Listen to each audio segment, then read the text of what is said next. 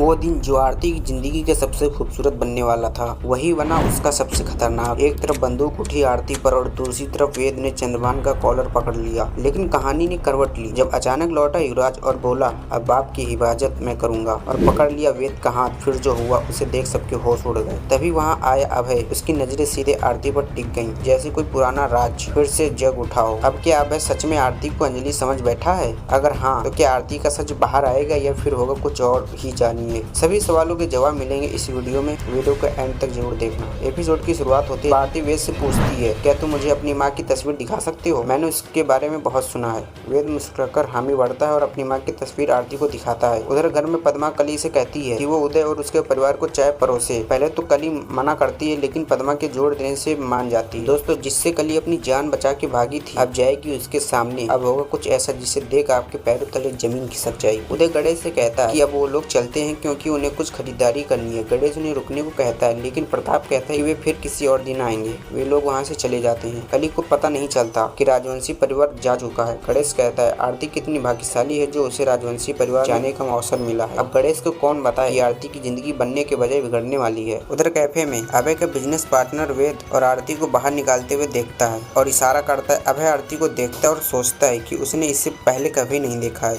वो इतना खो जाता है कि एक वेटर से टकरा जाता है जिससे वेटर की ट्रे गिर जाती है। जब तक अभय संभालता है तब तक आरती जा चुकी होती है। कुछ देर बाद आरती को लाल का फोन आता है और वह बात करने के लिए वेद से दूर चली जाती है। लाल बताता है कि उसके टॉक शो का समय फिक्स हो गया है, दोपहर 2 बजे, उसी दिन जब आरती की शादी है। आरती हंसते हुए कहती है, लाल अभी कॉल करने का टाइम यही था, मैं अपने मंगेतर के साथ रोमांटिक डेट पर हूँ। लाल मजाक में कहता है, ठीक है तुम एंजॉय करो। उसी समय चंद्रभान कैफे के बाहर वेद को खड़ा देखता है। फिर वो वेद से पूछता है, यहाँ क्या कर रहा है तू? वेद जवाब देता है, कैफे आया हूँ। चंद्रभान ताना मारते हुए कहता है, अब तो तेरी शादी हो रही है लेकिन याद रहे शादी के बाद मैं उसका नाच देखना है, मैं महफिल रखवाता हूँ। ये सुन वेद को गुस्सा आ जाता है। वो चंद्रभान का कॉलर पकड़ लेता है और चेतावनी देता है, मेरी मंगेतर के बारे में तमीज से बात कर, वो मेरी होने वाली पत्नी है। चंद्रभान धमकी देता है लेकिन वेद डटकर जवाब देता है, अगर तू ठाकुर है तो मैं राजवंशी हूँ। चंद्रभान जहर खोलते हुए कहता है, तेरी बीवी को सिर्फ नचाऊंगा ही नहीं बेच दूंगा। गुस्से से भरा वेद हाथ उठाता है तभी युवराज आकर वेद का हाथ पकड़ लेता है। युवराज कहता है, 21 साल विदेश में रहकर अब वक्त आ गया है कि मैं अपने बाप की हिफाजत करूं। वेद और युवराज एक दूसरे की कॉलर पकड़ते हुए भिड़ जाते हैं। चंद्रभान बीच में रुकवाता है और उदय को कॉल करता है। वो उदय से कहता है, तेरे बेटे ने हद पार कर दी है, अगर वो लड़की मुझे नहीं मिली तो मैं लाश भेज दूंगा। इसके बाद चंद्रभान और युवराज वहाँ से चले जाते हैं। एपिसोड के अंत में आरती लाल को डांटते हुए कहती है, तुम्हारा फोकस सिर्फ टीआरपी पर है लेकिन मैं उन गुनहगारों को बेनकाब करके रहूंगी। कली और आरती सड़क पर चल रही होती है। तभी कली देखती है कि कुछ गुंडे आरती पर बंदूक ताने हुए हैं। वो तुरंत चिल्लाती, आरती बचो।